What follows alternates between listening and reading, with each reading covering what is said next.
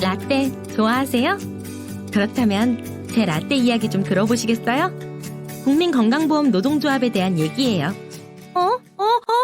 가지 마세요. 커피가 식기 전 딱 5분이면 돼요. 건강보험 노조의 역사는 오늘을 만들기 위해 걸어온 역사예요. 오늘날 대한민국의 국민들의 건강을 책임져온 사람들이자 민주적이고 평등한 직장을 만들기 위해 싸워왔죠. 무슨 말이냐고요? 세계 최고의 국민건강보험제도. 누가 처음 만들었을까요? 박정희 대통령? 김대중 대통령? 땡! 틀렸어요. 바로 건보노조예요. 박정희 정부 때 의료보험제도가 만들어지긴 했지만 그건 반쪽짜리였어요. 그래서 노동자들은 생각했어요. 의료보험제도가 그저 병원비 보전이나 받는 게 아니라 국민의 건강한 삶을 책임지는 제도로 바뀌어야 한다고요. 그래서 건보노조가 제시한 사회보험의 비전과 정책을 김대중 정부가 수용해 지금의 한국형 건강보험제도가 탄생했답니다. 우리나라에서 노동조합이 사회서비스 제도를 바꾼 첫 번째 사례죠. 뿐만 아니라 노인 장기 요양보험도 우리 노조의 비전 제시와 대외 협력 덕분에 운영할 수 있었죠. 오늘의 사회안전망 다 우리 노조가 만들어온 거라고요. 나 때는 말이죠. 퇴근 시간이 지났는데 상사가 자리를 지키고 있어서 퇴근을 못한다니까. 난 이번에 예고도 없이 집에서 먼 곳으로 배치받았어. 더군다나 언제 돌아올지 기약도 없다고. 이 모든 얘기들이 남의 얘기 같다고요? 그렇다면 당신은 바로 건보노조시군요? 우리 건강보험공단의 근무 조건 참 좋죠? 그런데 불과 20년 전만 하더라도 어땠는지. 오늘 있기까지 얼마나 많은 피, 땀, 눈물이 있었는지. 회사의 일방적인 부당 정보에 맞선 파업, 단체 협약 약속 파기로 파업, 월드컵 파업. 당시엔 30일 이하 파업은 파업도 아니다라는 말이 나올 정도였다니까요. 그리고 매년 파업 손실금으로 제대로 된 임금을 받아본 적이 없어서 도대체 우리 임금이 얼마인지 모른다는 농담도 있었다고요. 직장 내 민주화를 위해 수백 명이 해고와 직위해제, 구속과 수배를 당하고 그 과정에서 세상을 떠난 동지들도 있었어요. 정말 피로 얻어낸 오늘이라고 할 수 있죠. 그래서 오늘날의 생활권 내 정보, 단체 협약 이행률 99%, 사교까지 근속 승진 등의 노동복지가 탄생한 거죠. 그거 아세요? 우리나라 최초의 남성 육아휴직 1호도 바로 우리 노조에서 나왔어요. 역시 회사에 맞서 조합원의 권익을 지키기 위해 노동조합이 존재하는 거야. 그것만 생각한다면 천만의 말씀, 만만의 라떼. 공공을 위해 일하는 우리가 우리의 이익만을 위해 싸운다면 누가 응원해줄까요?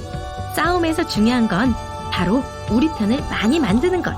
2016년에 박근혜 정부가 공공부문에서 성과 연봉제를 도입한다고 했을 때 공공노조는 선뜻 반대 투쟁을 못했어요. 그 전년도에 임금 피크제 투쟁에서 단결하지 못하고 각자 싸우다가 패배한 경험 때문이죠. 그때 우리 건보노조가 앞장섰어요. 함께 싸워 승리하기 위해 우리가 먼저 한 달간 전국 순회 파업을 했죠. 그래서 어떻게 됐냐고요? 전국에 9만 5천 명의 공공노동자들이 파업에 참여했어요. 철도노조는 90여 일이나 장기 파업을 하기도 했고요.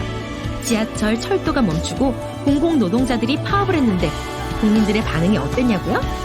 자, 지금부터 중요해요. 잘 들어봐요.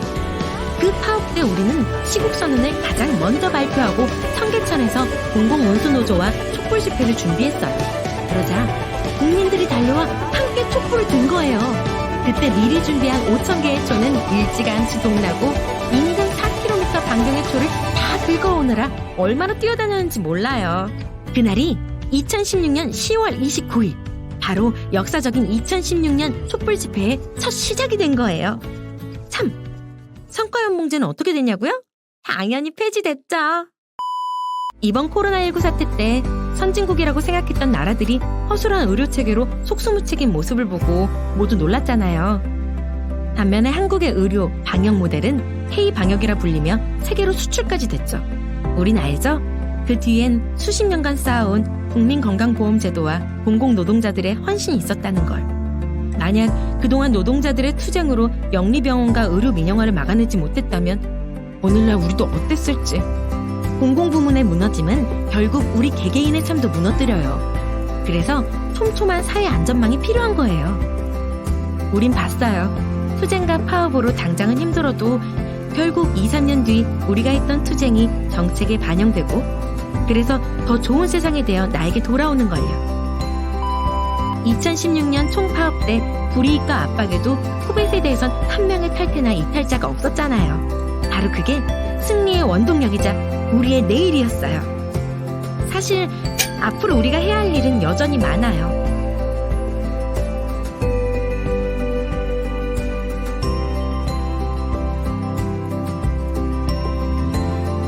할 수 있겠냐고요? 그럼요. 우리 모두를 위한 국민과 함께하는 싸움이니까요. 손잡고 함께 가면 할 수 있어요. 우리의 어제처럼 오늘도 그리고 내일도요.